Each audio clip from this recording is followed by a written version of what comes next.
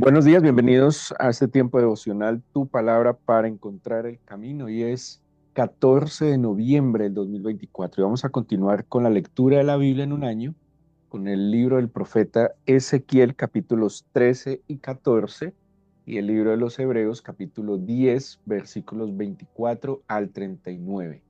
Ezequiel 13 y 14 y Hebreos 10, 24 al 29.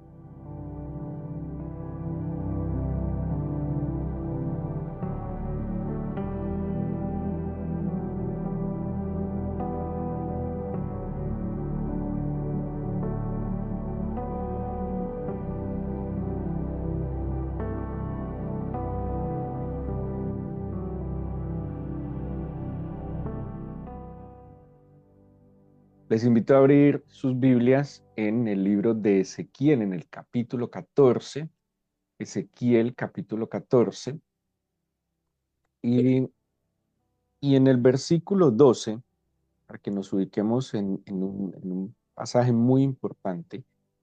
Es un estudio que aquí en la iglesia, en GPS, hicimos hace algunos años. Es un estudio extenso, pero pues hoy vamos a ver como una introducción a este estudio que nos parece muy importante, por unos personajes que menciona. Acordémonos que Ezequiel es un profeta que está en el exilio, está en Babilonia. Él es de la familia de los sacerdotes y estando en el exilio, pues tuvo estas visiones de parte del Señor, en diferentes tiempos. Hay una parte de las visiones donde aún Jerusalén y el templo no ha sido destruida, pero luego, pues el mismo libro lo cuenta, destruyen a Jerusalén y pareciera que eso le da un matiz diferente también al mensaje y a la profecía. Así que es una época de una decadencia espiritual. El pueblo eh, estaba viviendo el castigo de su pecado, las consecuencias de sus mismas malas, equivocadas decisiones, de haberse apartado del Señor, de haberse ido en contra de su voluntad. Habían llegado, digámoslo así, al colmo del pecado. Acordémonos que Jeremías, que es el último profeta antes del exilio, pues todo su mensaje va exhortando a eso, precisamente a que se arrepintieran. Y ya cuando el Señor determina este juicio, pues a que dejen pasar este tiempo y que el Señor en su momento iría a restaurar. Entonces, este capítulo 14 de Ezequiel de nuevo va a mencionar unos personajes, va a mencionar unas consecuencias del pecado, que seguramente, si usted ha leído toda la Biblia y ha leído particularmente el libro de Apocalipsis, encontrará algunos elementos que están planteados en el Apocalipsis y en otros momentos de la Biblia. En estos días, con los estudiantes del Nuevo Testamento que estamos estudiando el libro de Apocalipsis, hablábamos de que estas situaciones que nos cuenta este libro de Revelaciones, no solo son situaciones que se darán en el futuro, son situaciones que se han dado en muchos momentos de la historia. La iglesia estaba en otros momentos bajo tribulaciones, el mundo experimentaba en otros momentos guerra, hambre, enfermedades, y solo que el Apocalipsis nos cuenta ya como eh, los tiempos finales, cómo estas cosas se darán de manera definitiva en los tiempos finales. Quiere decir de que en términos generales, lastimosamente, el ser humano no aprende, ¿sí? El ser humano no toma las lecciones, no endereza. Estoy hablando en términos generales, ya de manera individual, cada uno tiene la oportunidad.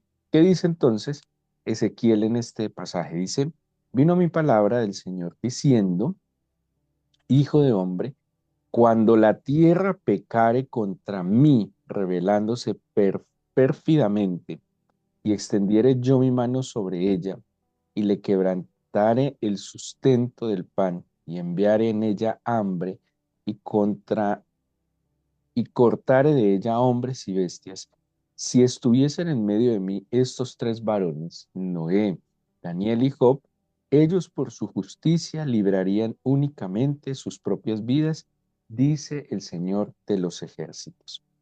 y si hiciere pasar bestias feroces por la tierra y la asolaren, y quedare desolada de modo que no haya quien pase a causa de las fieras, y estos tres varones estuviesen en medio de ella, vivo yo, dice el Señor, ni a sus hijos ni a sus hijas librarían, ellos solos serían librados, y la tierra quedaría desolada.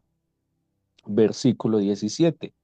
O si yo trajese espada sobre la tierra y dijere, espada, pasa por la tierra, e hiciere cortar de ella hombres y bestias, y estos tres varones estuviesen en medio de ella, vivo yo, dice el Señor, no librarían a sus hijos ni a sus hijas, ellos solos serían librados. O si enviara pestilencia sobre esta tierra y derramara mi ira sobre ella en sangre para cortar de ella a hombres y bestias, y estuviesen en medio de ella Noé, Daniel y Job, vivo yo, dice el Señor, no librarían a hijo ni a hija, ellos por su justicia librarían solamente sus propias vidas. Versículo 21. Por lo cual, así ha dicho el Señor, cuanto más cuando yo enviare contra Jerusalén mis cuatro juicios terribles, espada, hambre, fieras y pestilencia, para cortar de ellas hombres y bestias. Sin embargo, he aquí quedará en ella un remanente, hijos e hijas que serán llevados fuera. He aquí que ellos vendrán a vosotros y veréis su camino y sus hechos y seréis consolados del mal que hice venir sobre Jerusalén, de todas las cosas que traje sobre ella. Y os consolarán cuando viereis su camino y sus hechos y conoceréis que no sin causa hice todo lo que he hecho en ella, dice el Señor de los ejércitos. Bueno, aquí entonces el Señor plantea y menciona tres personajes que tenemos en el Antiguo Testamento y dice que va a venir unas consecuencias como, pues, por causa del pecado de que el pueblo se ha apartado del Señor.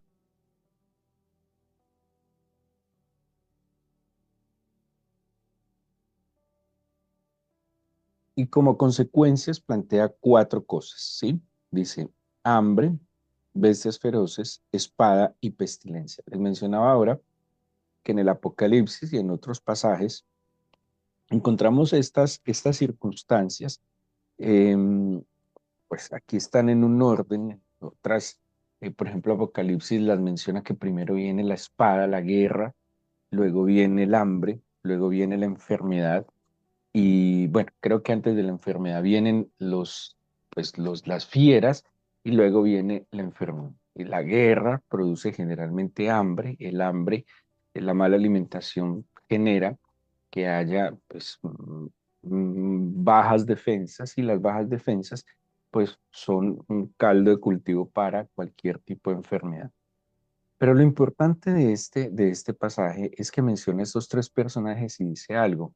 Si estos tres personajes, si estuviesen en medio de ella estos tres varones que han sido unos servidores, que han sido pues profetas, como fue el caso de Daniel y de Noé, que han procurado la salvación de otros, como lo hizo Job. Job cuenta la historia de Job, perdón, que Job todos los días ofrecía ofrendas al Señor por sus hijos, y él decía, por si de pronto mis hijos pecaron. O sea, Job era un hombre extraordinario que amaba, temía al Señor y procuraba el bienestar de sus hijos. ¿Cómo buscando el bienestar de sus hijos? Pues que tuvieran, que estuvieran guardados por la bendición del Señor. Y Job hizo todo lo que podía para que sus hijos mantuvieran bajo esta bendición. Pagó el precio por sus hijos, pero aquí está diciendo, ni este Job que se esforzó tanto por la bendición del Señor sobre sus hijos podrá hacer nada. Escasamente cada uno de ellos, que son mirados en la Biblia como hombres justos, como hombres temerosos, como hombres que actuaron con rectitud, dice, escasamente ellos se librarían. Estas son palabras fuertes, ¿sí? Son palabras que uno no puede desechar y que uno tiene que atender.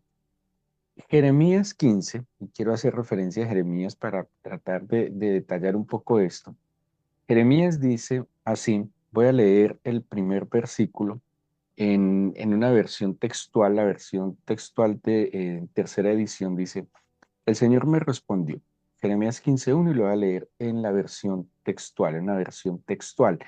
Dice, me respondió, el Señor me respondió, aunque estuvieran delante de mí Moisés y Samuel, no me conmovería por este pueblo, échalos que salgan de mi presencia. ¿Sí? Hay otra versión, Serafina Ucejo dice, ni aunque Moisés y Samuel estuvieran ante mí, se volvería mi alma hacia este pueblo, échalos de mi presencia y que se vayan. Tanto Jeremías como Ezequiel que les mencioné ahora, les toca el ministerio en una época de absoluta decadencia espiritual. Si el pueblo había entrado, le había dado la espalda al Señor, había una apología al pecado, no reconocían el pecado, defendían su pecado. Y el Señor entonces, por un lado, expone y dice, y pone dos personajes, Moisés y Samuel. Moisés y Samuel representan en el Antiguo Testamento los más importantes y grandes intercesores. Por ejemplo, Moisés cuando el Señor quiso destruir el pueblo por su pecado, Moisés se paró y dijo, no, no, no, por favor, ¿qué van a decir si tú destruyes al pueblo que liberaste? O sea, el pueblo no fue destruido por su pecado, como consecuencia de su pecado, por un intercesor que fue Moisés. Pero Samuel, en estos días también creo que lo leíamos, Samuel le decía al pueblo, por ejemplo, lejos sea de mí que peque yo contra el Señor dejando de orar por vosotros. Samuel también vivía ofreciendo, él dice la Biblia que él iba por todo el país ofreciendo al Señor ofrendas, llevando al Señor intercediendo delante del Señor a favor del pueblo. Estos son los grandes intercesores del Antiguo Testamento.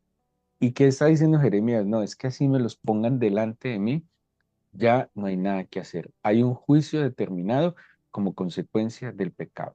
Entonces, lo que nos está manifestando aquí la Biblia no es que no haya esperanza, sino que nos está dando una salida de cómo podemos, en medio de situaciones que se están viniendo, que se han de venir, que seguramente podrían en ciertos momentos empeorar. Y se los digo así de sencillo. ¿Ustedes creen que la gente que vivía, no sé, en Ucrania hace unos años, se esperaba que fueran invadidos y que les tocara padecer esto?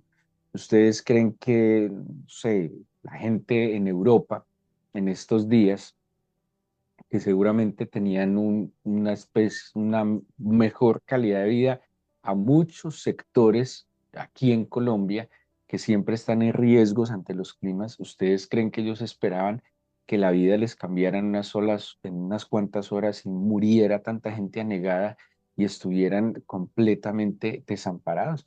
Es que la vida puede cambiar en cualquier instante, en un segundo, y las circunstancias adversas que están mencionadas en la Biblia le pueden llegar a cualquiera en cualquier momento. Que el Señor nos libre, que el Señor nos guarde y que el Señor nos proteja. Y muchas de estas cosas son simplemente el efecto y las consecuencias de malas decisiones que el ser humano toma alejado del Señor. A veces somos víctimas de nuestras propias decisiones, pero tristemente también somos víctimas de las malas decisiones de otros. Esa es la dinámica de este mundo y la fragilidad de la humanidad. ¿Qué está diciendo acá? Va a venir, eso va a venir, eso ha venido siempre, pero seguramente al haber otras circunstancias van a ser situaciones más complejas, ¿sí? ¿Y qué está diciendo? Entonces, aquí lo que hay que hacer es desarrollar, conocer y entender quién eran Noé, Job y Daniel, porque estos ejemplos y modelos de virtud son los que tienen actitudes y conductas que a nosotros nos van a ayudar a librar. Esto es muy tenaz, porque muchos padres creen que van a poder librar de ciertas situaciones a sus hijos solo por su piedad. Vaya y no forme piedad en sus hijos. Eso es lo que está diciendo. O sea, que está bien, haga todo el esfuerzo y no deje de orar. Samuel decía, no deje de orar. Pero va a llegar un momento en que los intercesores no tendrán nada que hacer si en cada individuo no desarrollaron actitudes justas que les permitan no pasar por estas situaciones o pasar victoriosos en medio de estas situaciones. Dice el profeta Isaías, si pasaras por las aguas no te anegarán, o sea, no te ahogarás. Y si pasaras por el fuego no te quemará. Pero esas promesas de ser librados, de ser salvados, de ser amparados, de ser protegidos, tiene que ver con unas actitudes, ¿sí? Acuérdense que el Señor es justo, es el juez justo, y el Señor siempre está mirando nuestras obras de fe, como dice también el libro de Hebreos, nuestras obras de arrepentimiento. Cuando yo he cambiado mi mente, cuando yo he cambiado de postura delante del Señor, cuando yo he reconocido que he pecado, que lejos de nada soy, le reconozco a Él como el creador absoluto, como el soberano del cielo y de la tierra. Cuando yo cambio mi postura altiva, soberbia, de creerme superpoderoso o poder creer que puedo vivir una vida independiente del Señor, y humildemente, yo le busco, le amo y procuro hacer su voluntad, como veíamos ayer, seguramente en mi vida se van desarrollando otro tipo de actitudes, otras conductas que me permiten manifestar esa justicia que el Señor ha hecho en mi vida, ¿sí? En su misericordia. Estos tres personajes, entonces, de hecho, representan, digámoslo de alguna manera, como tres momentos de la vida de una persona. Daniel, por ejemplo, cuando vemos los relatos de Daniel, los primeros relatos de Daniel, vemos a un muchacho. Estamos viendo a un jovencito que pasaría, no sé, alrededor de los 14, 16 años. Un joven que había desarrollado unas virtudes, o sea que el ser virtuoso, el ser temeroso del Señor, el ser eh, sabio y entendido, no tiene que ver simplemente con la edad. Sí, hay gente que tiene todos los años y nunca adquirió sabiduría. Hay gente que tiene todos los años y es lleno de necedad, de insensatez, es lleno de inmadurez. Es que la madurez no lo dan necesariamente los muchos años. La madurez, la sensatez, la sabiduría la da el caminar con aquel que es la fuente de toda la sabiduría, aquel que es la fuente eterna de todo el conocimiento. Así que Daniel nos representa que si los jóvenes que conocen al Señor, los jóvenes que desarrollan piedad, pueden ser librados de estas situaciones, ¿sí?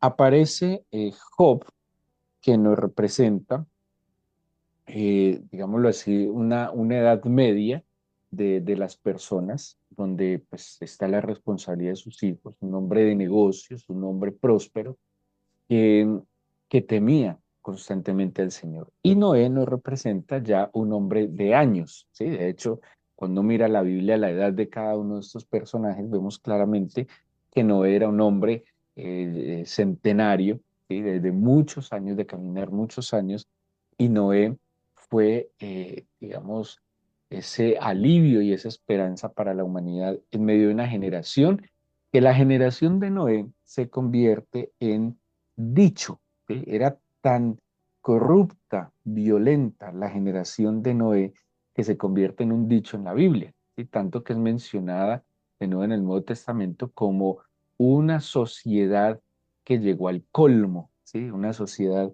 que era el tope de la maldad de la sociedad, una sociedad llena de violencia, llena de corrupción, una sociedad degenerada, ¿sí? Y en esa sociedad vivió Noé, en medio de burlas, de desprecios, de maltratos, pero Noé se mantuvo firme y gracias a Noé no solo fue librada su familia, sino que en sí la especie humana y especies animales fueron libradas a causa de la obediencia de Noé.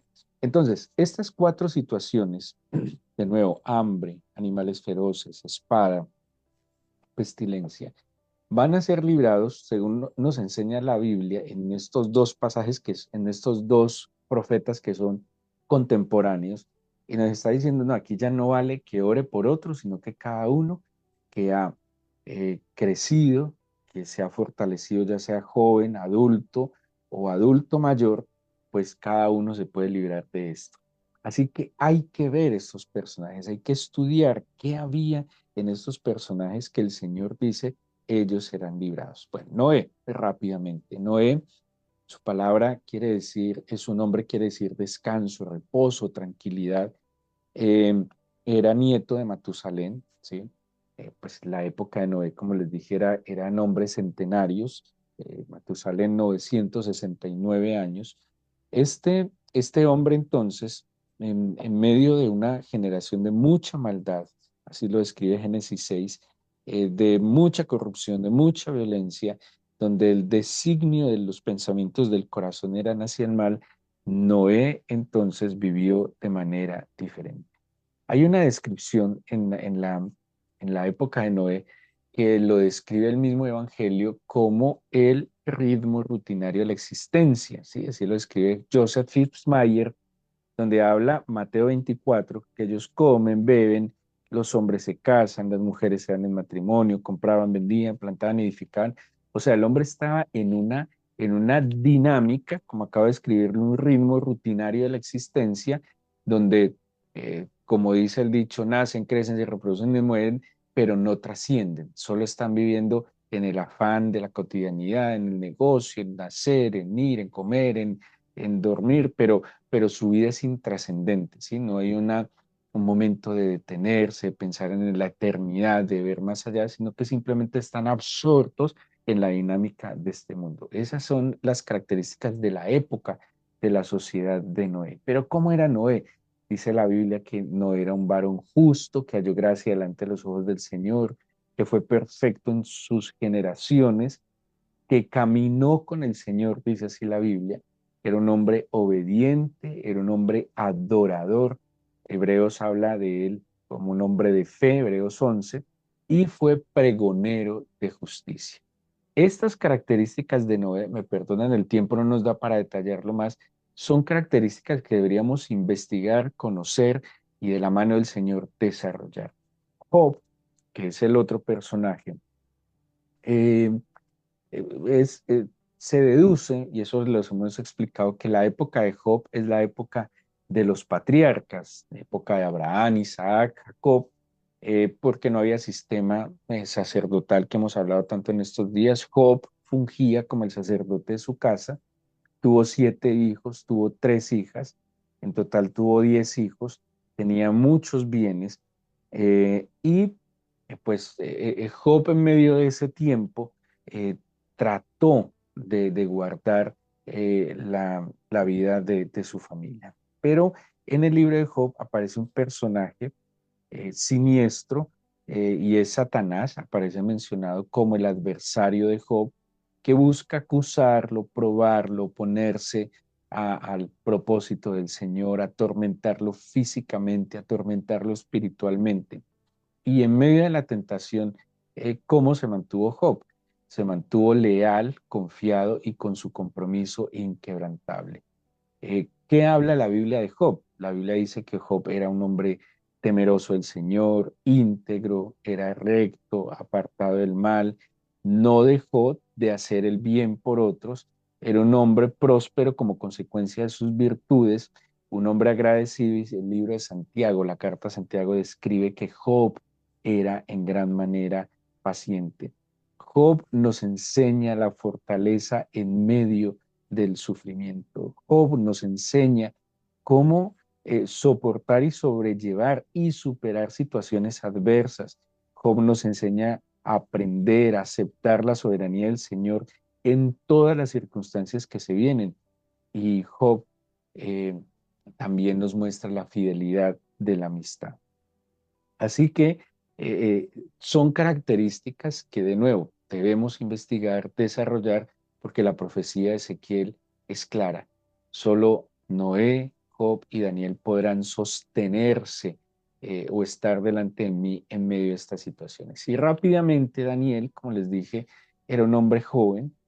A Daniel le tocó el tiempo del exilio, fue llevado a Babilonia digamos, con las personas más sabias que había en Israel.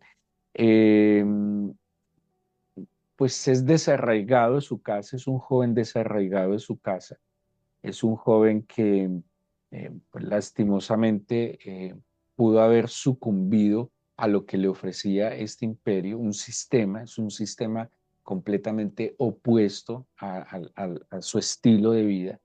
Estuvo en un entorno, bueno, bajo gobiernos que eran paganos, violentos, estuvo en un entorno donde había envidia, corrupción, intrigas.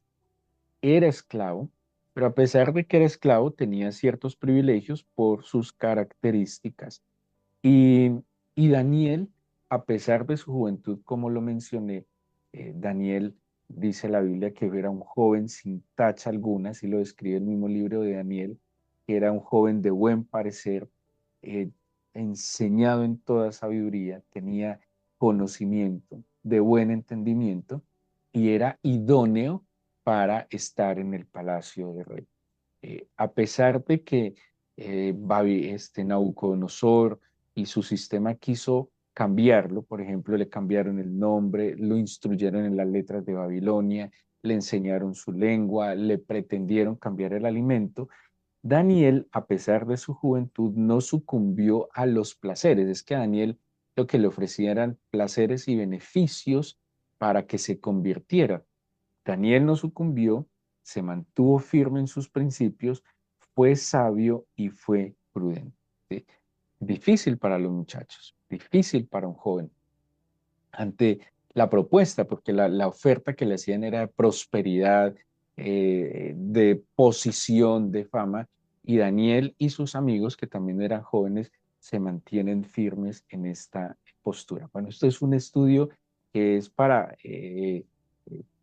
pues, escudriñarlo bastante, pero de eso se trata todo esto. Nosotros no tenemos cómo negar lo que la Biblia advierte que va a pasar. Si somos conscientes que lo que la Biblia advirtió que iba a pasar antes ha sucedido. O sea, no podemos tener una actitud negacionista hacia lo que la Biblia advierte. Y es mejor, más, más seguro para nosotros que nos excedamos en creer que lo que está va a suceder y no ser simplistas y negar que va a suceder.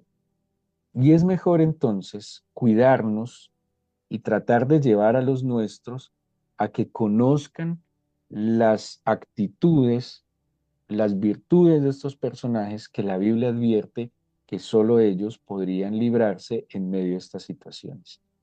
Una oración sabia, Señor, enséñame de acuerdo a la circunstancia y momento de su vida, ya sea juventud, sea un adulto mayor. Bueno, Señor, soy un adulto mayor. Qué buen Noé que tú adviertes que solo él podría librarse de estas situaciones que vendrían en el mundo.